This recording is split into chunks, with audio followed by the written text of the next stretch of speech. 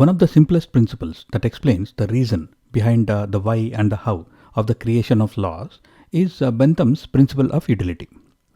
Bentham was a proponent of the philosophy of utilitarianism, and the principle of utility is a fundamental concept of this philosophy.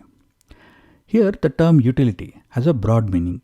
It can mean happiness, convenience, benefit, pleasure, or it can also be anything that prevents or minimizes harm, pain, or unhappiness. The basic idea behind this principle is that the actions or the policies of the people who make the law, that is the government, should be aimed at creating utility for the maximum number of people.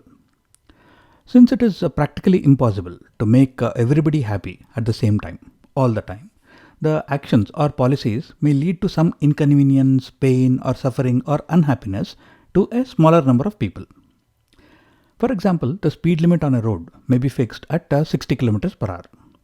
You may have a car that is capable of comfortably cruising at 100 km per hour, and you may be a very good driver. And you may also believe that your time is getting wasted because you are being forced to travel at a slower speed. That is, you could be traveling at 100 km per hour, but you are being forced to travel only at 60 km per hour. But the reason for the speed limit is to ensure the safety and therefore create utility for the maximum number of people. So, a lesser number of people who may have better cars or who may be better drivers may be inconvenienced due to the lower speed. Another example that I have experienced is when a street near my house was converted into a one-way. Since I had to frequently go to a shop on that street, it became an inconvenience for me because I had to go around and drive almost an extra 2 kilometers to enter the street from the other side. Similarly, all the people who had offices or shops on that street were inconvenienced.